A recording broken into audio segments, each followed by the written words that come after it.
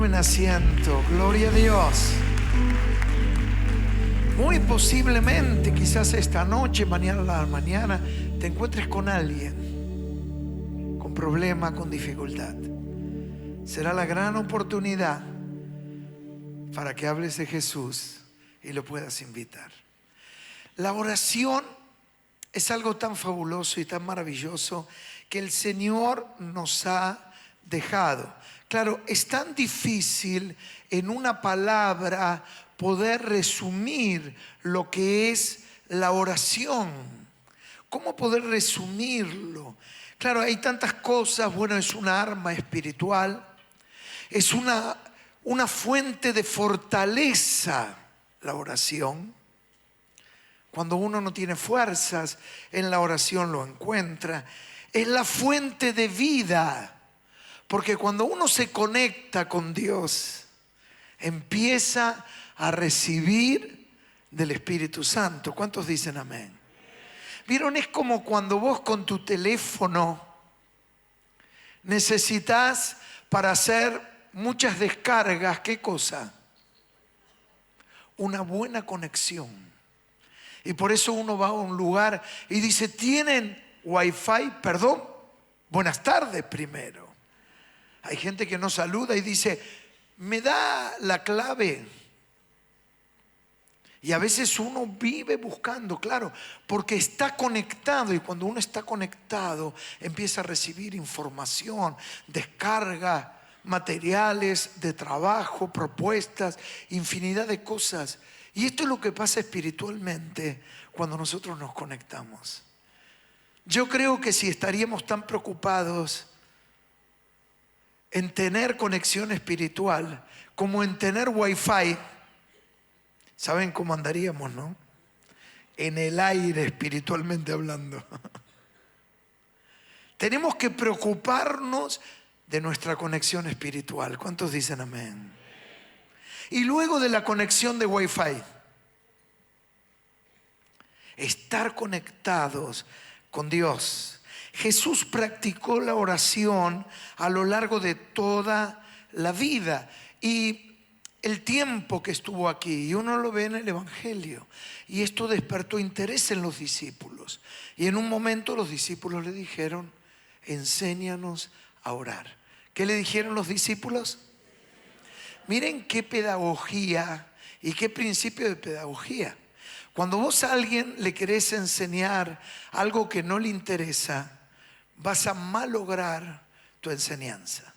La efectividad en la enseñanza se logra como principio por excelencia en la pedagogía cuando uno logra, ¿qué cosa? Captar, ¿qué cosa? La atención del oyente. Y Jesús no decía nada, pero lo veían los discípulos que él se apartaba a orar. Y en un momento los discípulos dijeron, esa es la fuente de la fortaleza, de la autoridad, del poder espiritual. Esa es la fuente. Y entonces, ¿qué le dijeron? Jesús, enséñanos a orar. Entonces, cuando Jesús le enseña, hay interés. Y si hay interés, se produce el proceso del aprendizaje. Y esto es lo que hace Jesús. Dios responde a la oración. Y seguramente vas a coincidir conmigo que cuando uno quiere ver obrar a Dios, ¿cuántos quieren ver obrar a Dios? Manifestarse. Esto es la consecuencia de la oración. Señor, ten misericordia.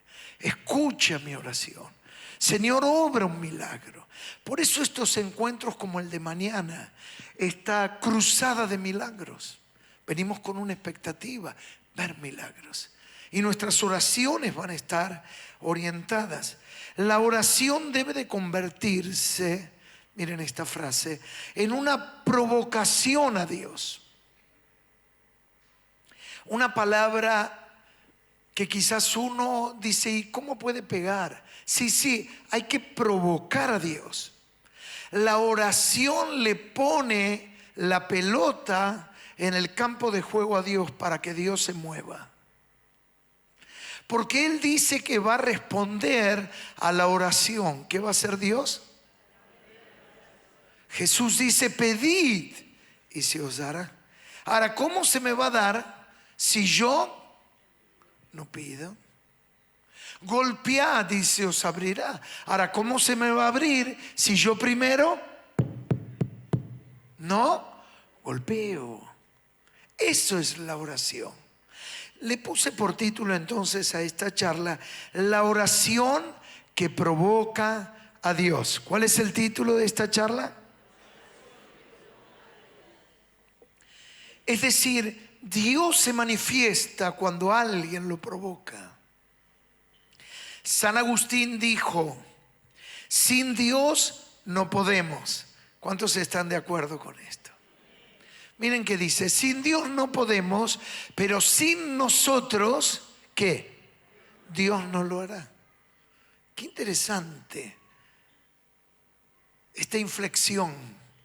Sin Dios no podemos, pero sin nosotros Dios no lo hará. ¿Y qué quiere decir que Dios no lo hará sin nosotros?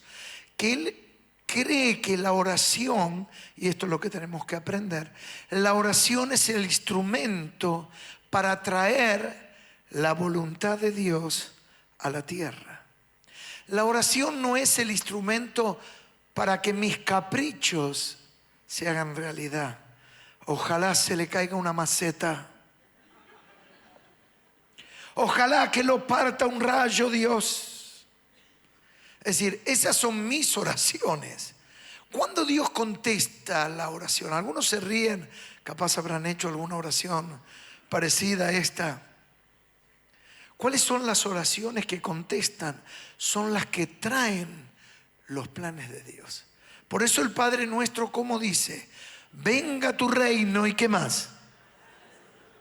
Hágaselo lo que a mí se me da la gana.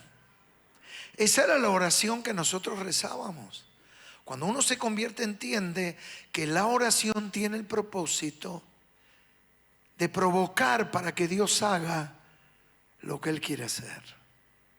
Es decir, en otras palabras, Dios está buscando instrumentos. ¿Cuántos quieren ser un instrumento en las manos de Dios? ¿No es maravilloso? Dios está buscando instrumentos.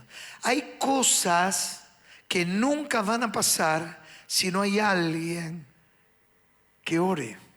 Miren qué lindo esto que el Señor me daba para traerte. Hay cosas que nunca van a pasar si no hay alguien que ore. Entonces Dios, que está esperando hombres y mujeres que hagan oraciones, que lo movilicen a Él para manifestarse en pos de la gente, para traer salud, libertad, sanidad, liberación, misericordia, todo lo que Dios quiere hacer en la tierra.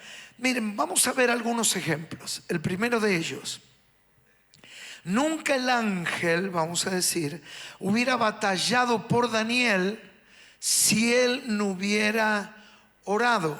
Otra vez, léanlo conmigo. Nunca el ángel batallado por Daniel si él no hubiera orado.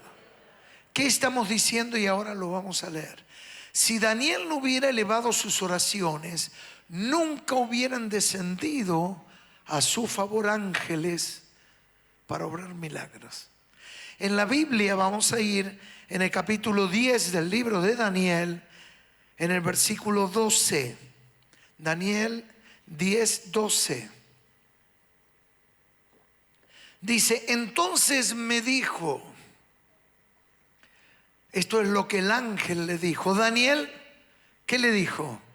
No temas, porque desde el primer día que dispusiste en tu corazón a entender y a humillarte en la presencia de tu Dios, ¿qué dice?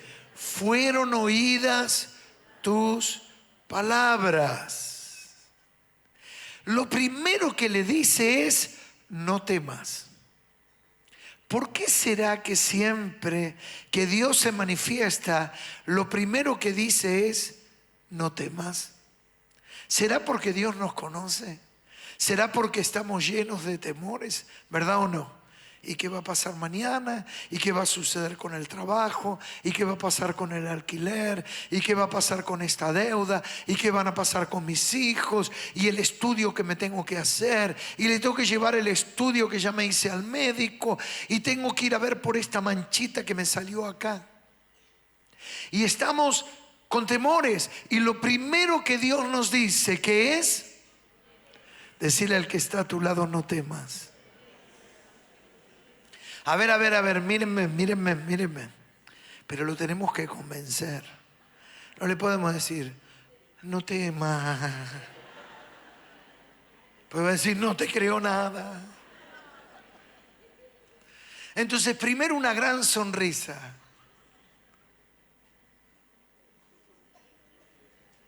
Quiero ver las sonrisas. Algunos dicen: pero es que me estoy riendo. Bueno, avísale a la cara. A ver, una sonrisa. Ahí está. Entonces ahora nos damos vuelta y le decimos: no temas. Ahí me gustó mucho. No temas, no temas.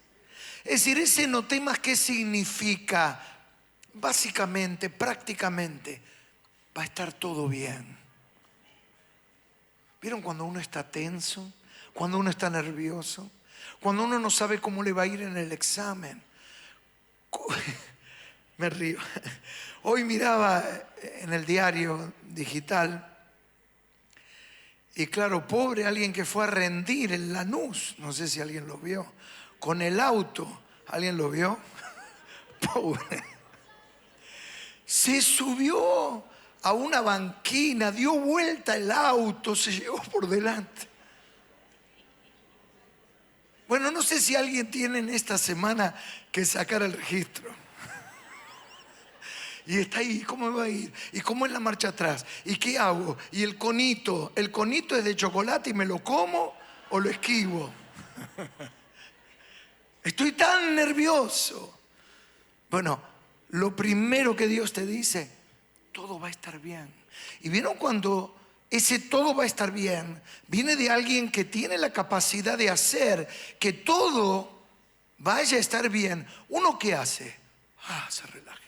Si es el médico, si es alguien solvente económicamente que nos va a acompañar en una situación difícil. Es decir, alguien que nos da seguridad. Y esto es lo que hace el Señor. ¿No es maravilloso?